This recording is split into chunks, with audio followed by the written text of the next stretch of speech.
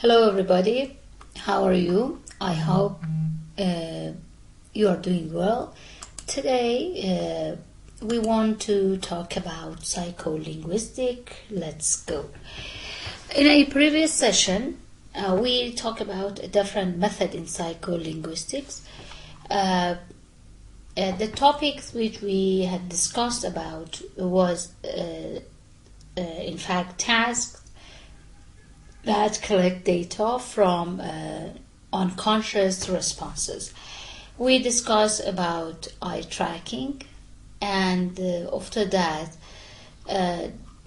in fact, we came to event-related brain potentials. Today, I want to talk about event-related brain potentials,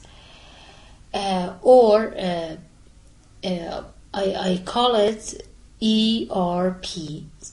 It means ERPs means event-related brain potential. This is a potentials, and as a whole, I want to say that ERPs are technique that allows us to match the electrical activity of the cerebral cortex to the presentation of stimuli to participants. Like eye tracking, it has some common properties with eye tracking, because this technique, as I told you, it is a kind of electrical activity of the cerebral cortex to presentations of stimuli to for example, any kind of part or any specific or individual or any participant. Like eye tracking, it helps to understand this technique if you know a bit about the response we are measuring. In this method, we are trying to measure some responses. In this case, the brain, for example. Without going into a neuroanatomy lesson, let's cover a quick overview of basic way in which the brain works. For our present purpose, the most important cells in the brain are neurons. We know that our brain is composed of neurons, which use these neurons use an electrical and chemical process to pass information around. You receive the information from outside world and transfer or exchange this information by neurons. The chemical part of this process you're probably already familiar with. It's this part that lets, for example, pharmacology companies develop drugs to help with things like depression. When somebody suffers from depressions, they will take some drugs in order to overcome or, in fact, make better that neurological situations. The drugs a patient takes, for example, go into the brain and alter the brain's chemistry, doing things like, for example, adding more of certain type of chemical, making it harder for the brain to use excess amount of another. These are chemical treatment. These chemical are called neurotransmitters and are siblings of hormones. It means that they are their functions is very like the hormones. So we call them we call them the chemical part. But the things or what we are interested in, though, is electrical side. It means, since I've said the neurons works in two aspects, or neurons has two aspects, chemical and electrical. Chemical was something which was related to drugs and drug therapy, but on the other hand we have electrical side, which is somehow more we are in fact more interested in this part. Electrically, what's important is that the membrane of the neurons naturally maintain an electrical imbalance through the amount of positively and negatively charged ion in and near the membrane. It's actually the chemical part of the process that influences this imbalance. It means the imbalance is affected or caused by, in fact, chemical part of process. A neurotransmitter influence how big the imbalance is. When the imbalance gets too big, too negative, that's when the electrical part happens.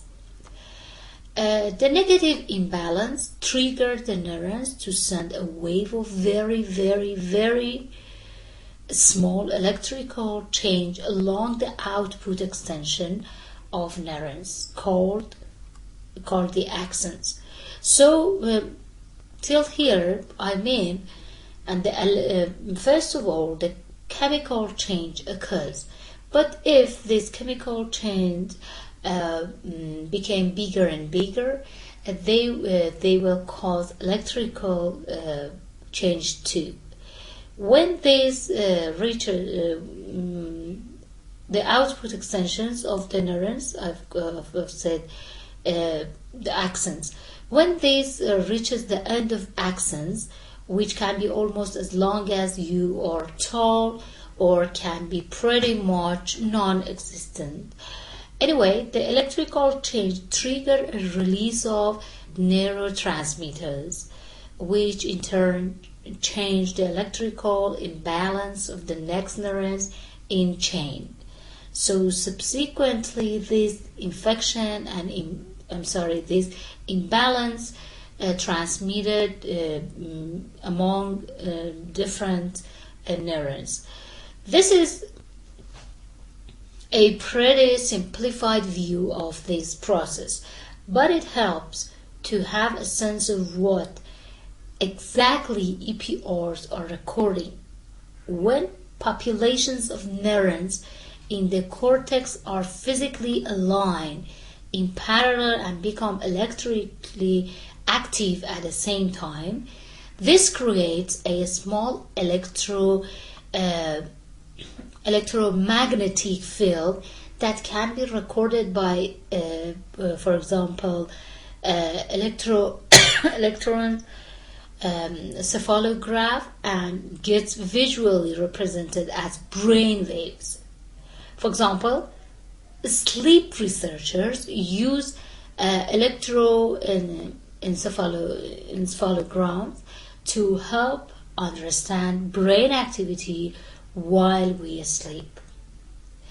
They use the same apparatus, and they also use the electroencephalograms or EEGs in order to record the brain's wave during the sleeping time of the participant, for example.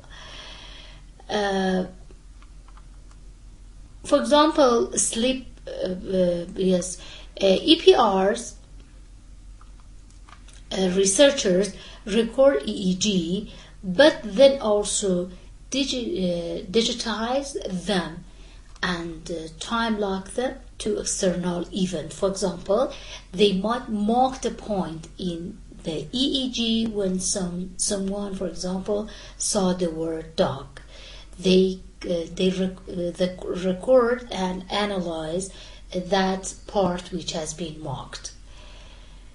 Anyway, here's this extremely cool things about the brain. Despite all our different experiences in life and all different experiences that we have with language, our brain responds in a remarkably similar way when confronted with same linguistic informations. For example, in some pioneering work in the late 1970s and early 1980s on using EPRs to study language processing, Marta Kutas and Steve Hilliard were interested in whether surprising language would elicit the same response as other surprising visual stimuli. That is the matter for these researchers. Previous work in non-language research, for example, now I'm talking about non-language research, had found that unexpected stimuli elicited an increased positive polarity around 300 after the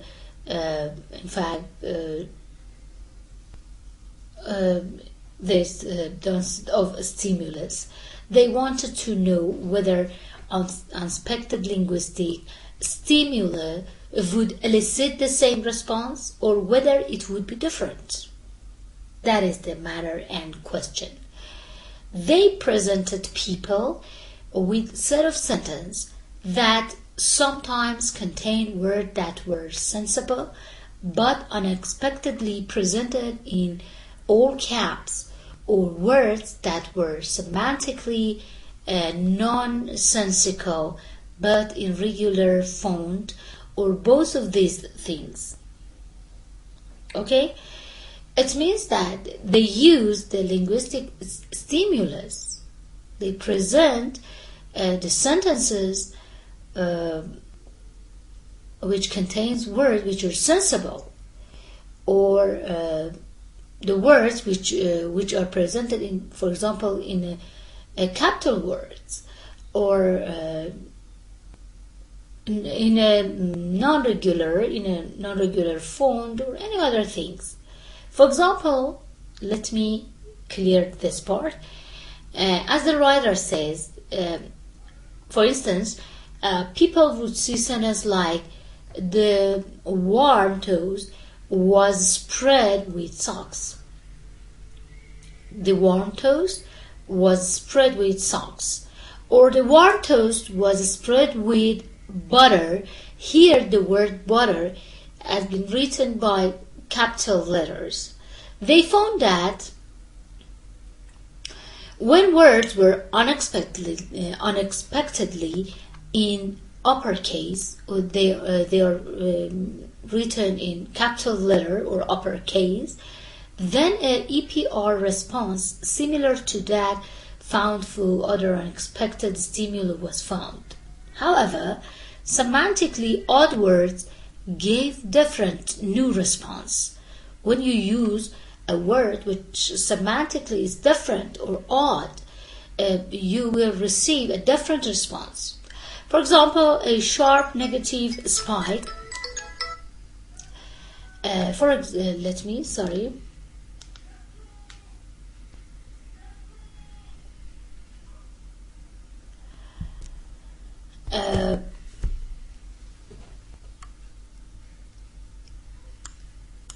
sharp negative spike in electrical activity starting around 350 milliseconds after the anomalous word, for example, socks. This response peaked around 400 milliseconds and then quickly subsided.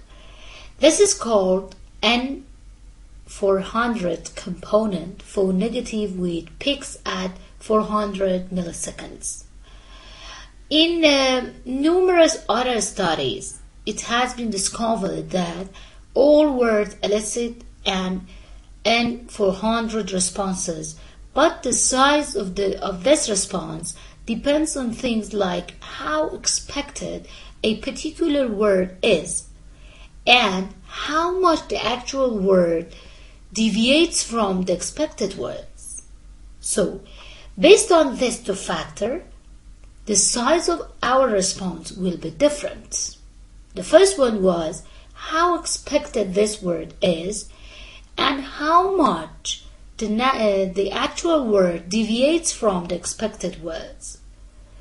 The N for 100 responses has come to be thought of as an index of semantic and pragmatic processing.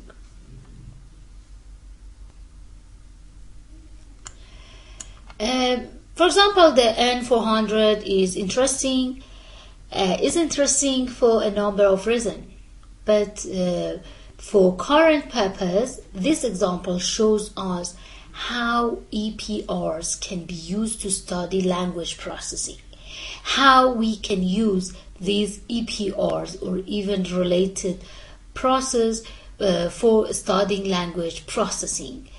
How they can be useful for understanding the processing of language. From this result, we know that the people begin to process the meaning of words they encounter by at least 350 milliseconds after they first encounter them. We also know from many other studies that the process that support this lexical processing appear to be distinct from the process that support processing the structure of a sentence. It means that the duration, the length of the time we need for processing the words is different from the time we need for processing a sentences. We know this because when you present people with syntactically strained or ungrammatical sentence, you generally do not see an increase, for example, and for 100 responses, but you do find a different response instead. Okay? Examining EPR's responses allows researchers to both uncover time course of language processing and to taste apart different processes that underline it. Both of them will be achieved simultaneously.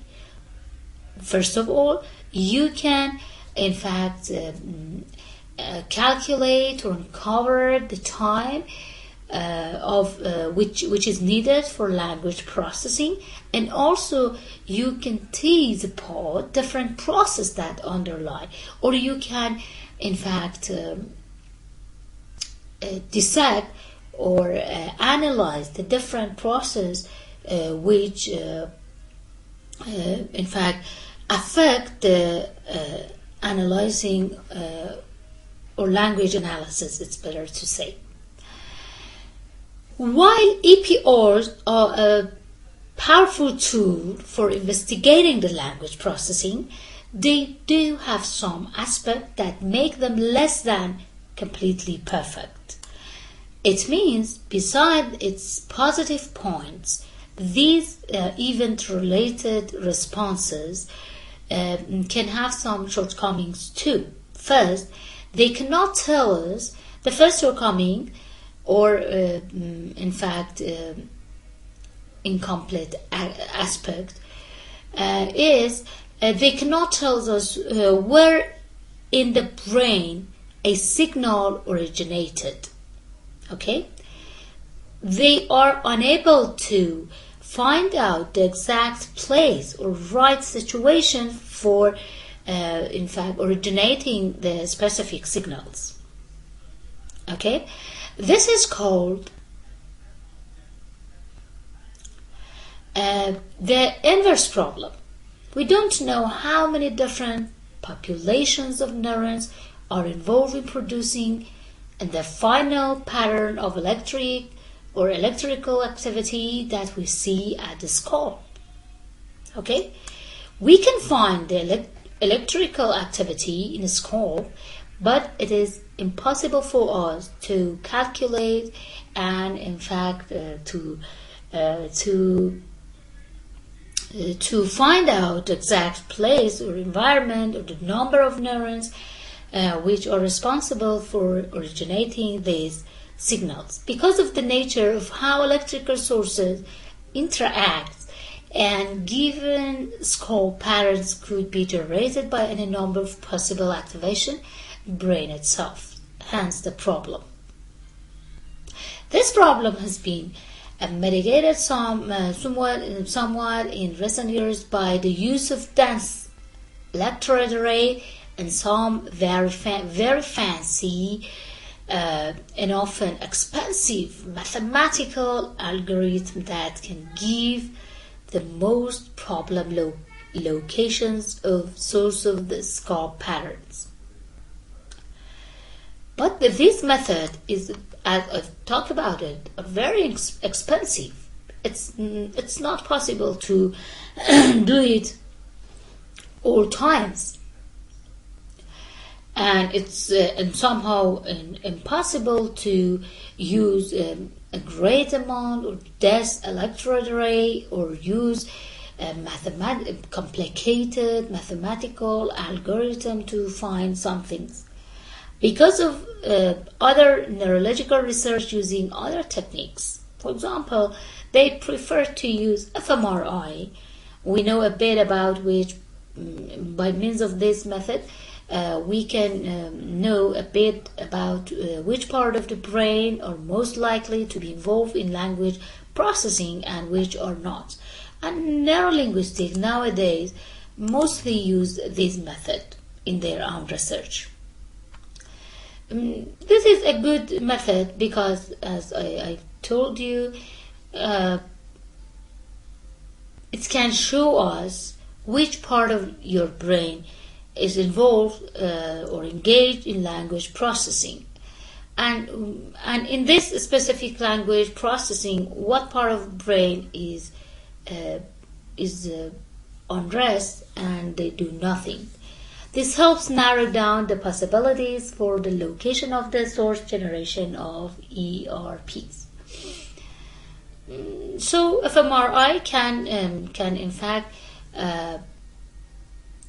or it's better to say it doesn't suffer from the shortcomings of EPRs. However, in the end, this problem will remain for EPRs, and the natural strength is in discovering all-time cause of language process rather than locating where in the brain the process originates.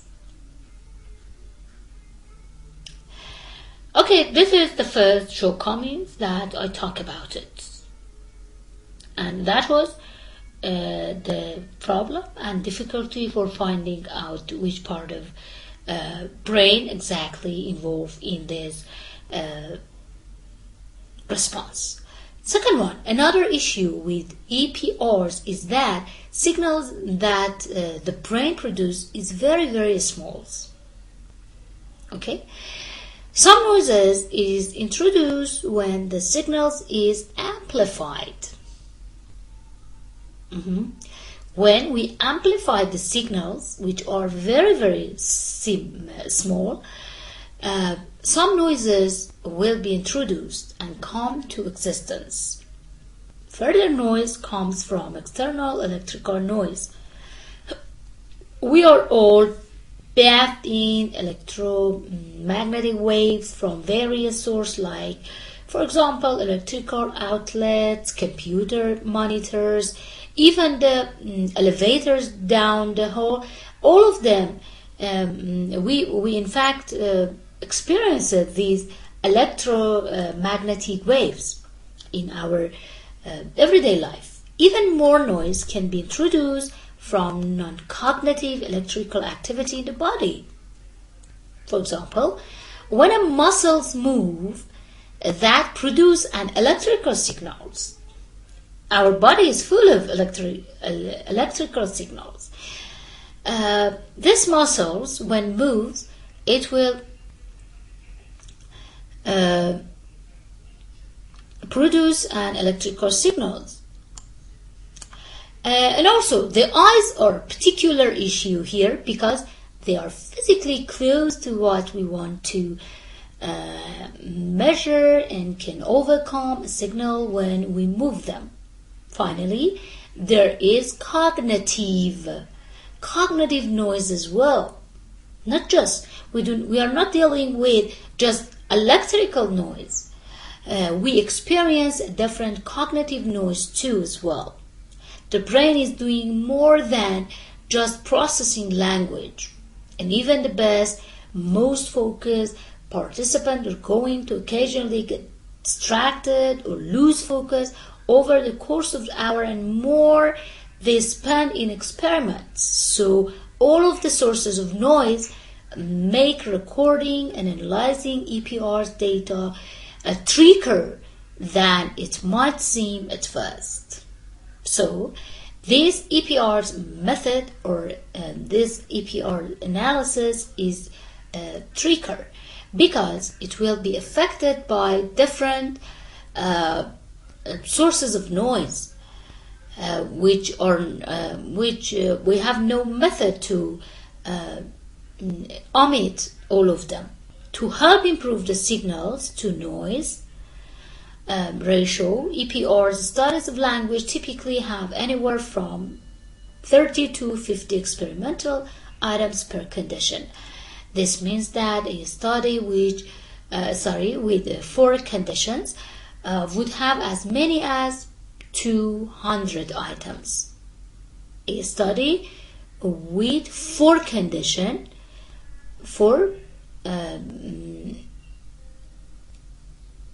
we will have 200 items that each participant must look at.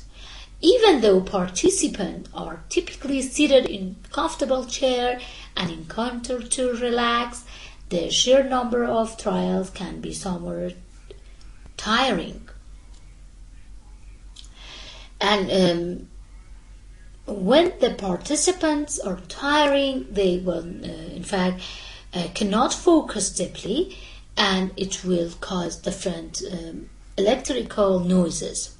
Anyway, nonetheless, as with eye tracking, we can say EPRs have provided research with wealth of important data and will certainly continue to do so, although this method or EPRs alone are not sufficient at all. Okay, this is EPRs or event-related potentials. The next matter is functional magnetic responses imaging. We can use other techniques beside eye tracking and event related. The third one is functional magnetic response imaging. This technique provides researchers with data about which area of the brain becomes active during the task. Okay, it means this magnetic response imaging, like for example CT scan or PET scan, which nowadays popularly used for grasping the imbalance, is very important. I'm sorry, I lost the beginning of a sentence.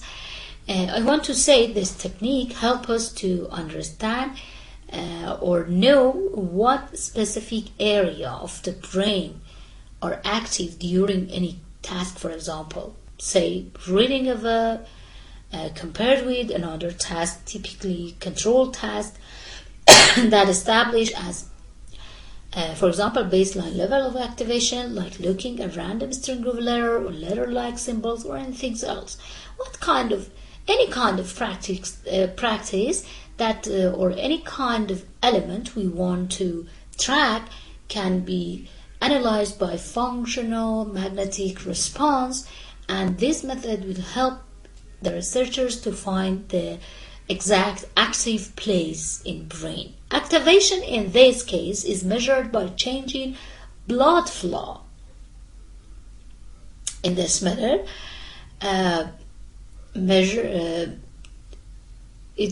all things, or most of the things, is measured by changing blood flow. In many ways, fMRI can be considered the complement of EPRs. While EPRs have the potential for accuracy on the order of milliseconds or better, and so can provide an excellent source of time course informations. EPRs for analyzing the time course is very important. fMRI, on the other hand, fMRI resolution is on the order of millimeters, and so provide an excellent source of localizing the area in the brain that underlie language processing. As with EPRs, a full discussion of the technique is beyond the scope of this chapter. But basically, fMRI works by taking advantage of magnetic properties of the hydrogen nuclei that are present in the water molecules in our body, including the brain. So fMRI, although we say that fMRI is some electrical, in fact, side of neurons activity, but this method is triggered by or take advantage of magnetic properties of the hydrogen nuclei, because there is water molecules in our body, and this water has got hydrogen, and this hydrogen is used for fMRI. It means in this method you affect or you work on the waters in body and the hydrogen molecules in this water. Similar to bar magnets, hydrogen nuclei are sensitive to magnetic field due to their very small positive charge and will line themselves with strong magnetic fields. And why we this part want to say why we use the hydrogen, because hydrogen is magnetic. Hydrogen nuclei is magnetic sensitive.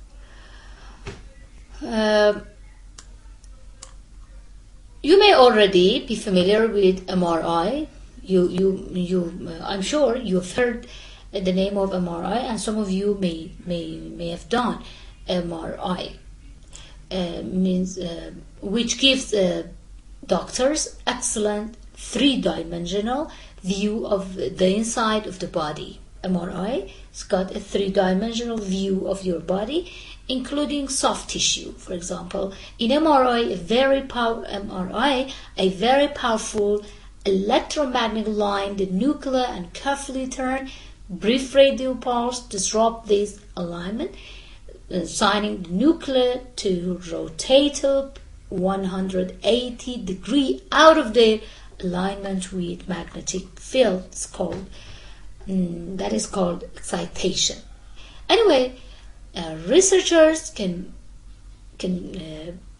fine-tune the radio pulse and cause the alignment to be big or small, and then they can measure the time it takes for nuclear to realign or relax back into steady magnetic field. Crucially, different type of body tissue have somewhat different magnetic sensitivities, and this means that the hydrogen molecules in fact will relax in different tissue types at different rates.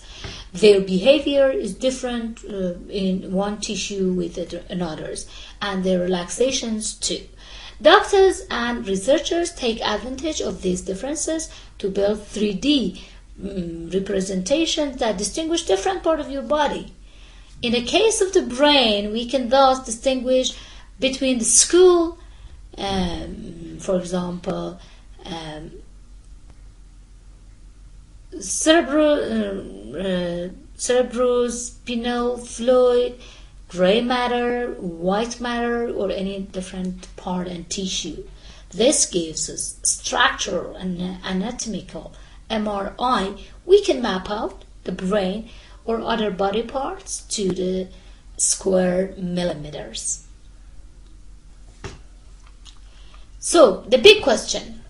Here I want to ask one question. What about functional MRI? It works largely the same way, except that researchers measure what's called the blood response. In MRI, you have just a 3D representations of the tissue of body, but in functional MRI, it works largely the same way like MRI, except that here in this method, the researchers measure what's called bold response. It means BOLD, all of them in capital letter or uppercase letter. Blood oxygen level dependent signals.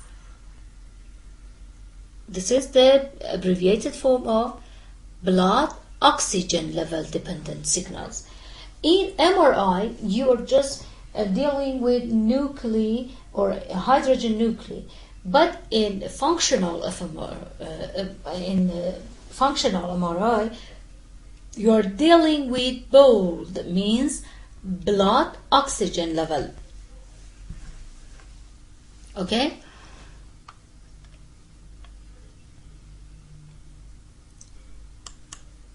Simplifying a bit, the bold response take advantage of two things. First, iron molecules carry oxygen. Iron carry oxygen in the blood, have a different magnetic response than iron that is not carrying oxygen. This allows us to distinguish oxygenated blood from a deoxygenated blood. Second, group of neurons becoming active at the same time together tend to use more oxygen than neurons that are at rest. And so about second, after an increase in neural activity, there is a large increase in amount of oxygenated blood that goes to those neurons. In fact, more oxygen is usually sent than is strictly needed. So when some part of your body is active or activated, or so a different part of brain is the same as your body. If some part of tissue is activated, the level of oxygen will be increased too. Bold detects a characteristic spike in increased blood flow and peaks sharply around 6 seconds after the increase in neuronal activity. So we can measure change in blood flow in the brain in response to change in neuronal activity. You can, again, I will repeat it. You can measure change in blood flow in the brain. We measure the change in blood flow in the brain in response to change in neural activity. If neuronal activity change, the blood flow in the brain will be changed. So by analyzing the blood flows, structures, components, you can find out this tissue or this part of brain is active now. Researchers mapped this onto anatomical MRI, and we can see which part of the brain become more active in response to whatever stimuli we want to present. Anyway, but because blood flow change are relatively slow and we can distinguish event in time quite as well, this is how fMRI is a complement of EPRs, which ERPs can, I mean event-related responses, can give us information about when electrical activity change in the brain fMRI. fMRI can tell us where it happens. Both of them are useful, both ERPs and fMRI, because ERPs provide information about the time. It means when this electrical activity change in the brain. It will show the starting point. It means now, for example, this change occurs. But fMRI tells where in your brain this change occurs. Both place and the time will be clear by means of these two methods altogether.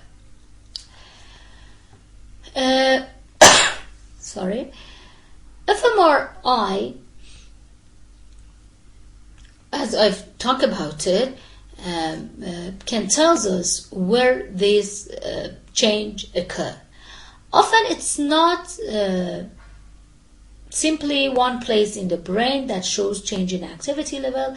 For example, a couple of studies done by Hoggard, Hall, or any other researchers have shown increase in activity in a region of the brain called the left inferior frontal gyrus, a region in frontal lobe of the left hemisphere that includes Broca area when sentences are presented which contain information that violate our knowledge of real world.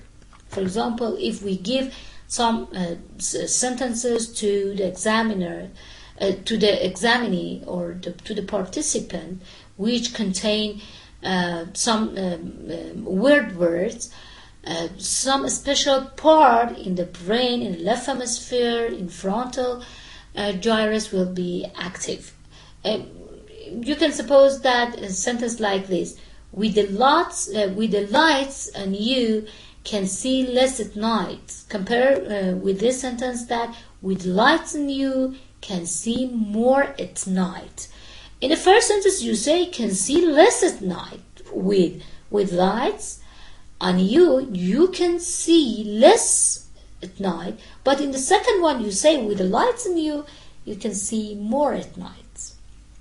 However, in these two sentences, one of them is somehow weird, and their activation place may be different. However, at the time of activation, increase in activation in these violations of word knowledge are not only found in the left hemisphere, but also in the right hemisphere counterpart, right inferior frontal gyrus, suggests that both hemispheres play a role in evaluating sentences with respect to real world knowledge.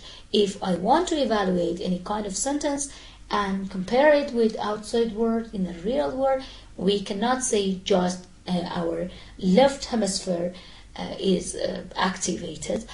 Both simultaneously, both hemisphere will be activated.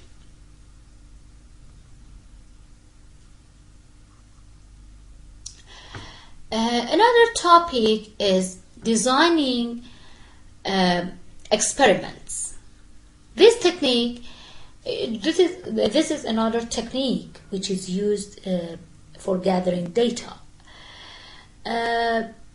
Beside eye tracking, event related and electrical method, here is designing experiments. This technique makes it possible to know a lot about how language is represented and processed. But by themselves, they are not useful. They are only part of language experimental design that produce results. Each of the kind of responses we've covered above has special consideration for experiments using that responses, and each experiments based on their own needs can apply or use each kind of that method.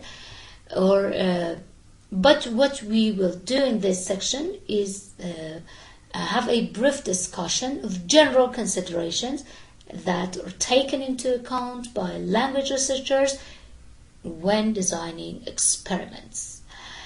Many of these are also true more generally of any cognitive psychology experiment, but some are more specific to having language as your object of study. Anyway, strength in number is the next topic. And the last one I want to talk about for this session. The remaining part is for next session. Strength the number. While researchers use one or two examples to show what their stimuli look like. Okay? For example, they use, here in this case, they use a lot more than just one or two items in an actual experiment. This is because researchers need to have data from many responses to the same kind of stimulus in order to be sure that response they get is not just due to, for example, chance, or this result may be due to unintended idiosyncratic association or unintended aspect of a stimuli or other external factors. They want to omit all these possibilities, and yes, they want to gather reliable data. Anyway, they have to use more experiments. For example, let's say we want to know if people are able to process, for example, color name faster when they refer to basic or primary or secondary colors compared with non-basic or tertiary and beyond colors. You know that we have two sets of colors. We call some of them are primary, and the others are tertiary or beyond colors, which are not familiar for anybody, or they are not primarily analyzed or received by participant. Okay, so in this case, for example, will people respond faster to red compared to, for example, a magnetar?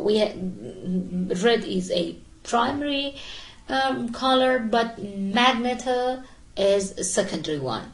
Let's say we test how quickly someone can say the words verbal response with only a single person and a single set of test item. Then the following problem can be arise. If the first one is someone might randomly take longer to respond, it doesn't mean that everyone will do so. And the second is maybe a red is someone's favorite color.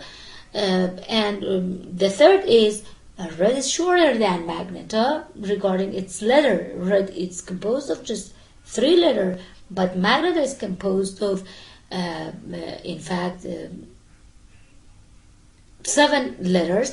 It may take more times to analyze this word, regardless of the color matter. And also the fourth one is someone might need to sneeze right as they are supposed to respond. They may need to sneeze. Okay, this problem can be. These are the potentially these are problem, and you must consider them. All of them are consideration. Anyway, this problem can be alleviated somewhat by running the same item set on lots and lots of people, not just but by one case. And there are a few studies out there that have done just this. However, the solution that works much better for the vast majority of experiment is to create multiple set of items that are representative of the type of factors you want to test. Sticking with our color example, we would want to test several primary colors and several non-basic colors, not just one example of each color type. We have to examine several primary and secondary or tertiary colors and examine different persons in order to achieve reliable data. How many sets of items does an experiment need? This is a question. How many sets of items does an experimenter needs? This is actually more complicated than it sounds. The number of items needed to be ensured that you have really gotten a big enough sample depend on the technique you used and design of a study. As mentioned earlier, for example, ERP studies typically use between 30 and 50 items. For studies which need 30 or 40 items, you can use EPRs for each conditions that is tested. So let's say you were interested in how language processing system respond when it encounters something nonsensical. You could have studied with two conditions. First, sentence that are established. Sentence that are sensible and sentence that are not sensible. Ideally, these sentences would differ as little as possible in every other ways, and so you might have sentence said like, for example, the boy rode his bike down the street and the boy rode his bike down the tree. You would also need to create a test, at least, for example, 59 more sentences sets, and that differed in the same way. Eye tracking studies typically need around 10 items per condition, which is somehow more limited than event related. And so the same study with this different method would only need 20 sentence sets.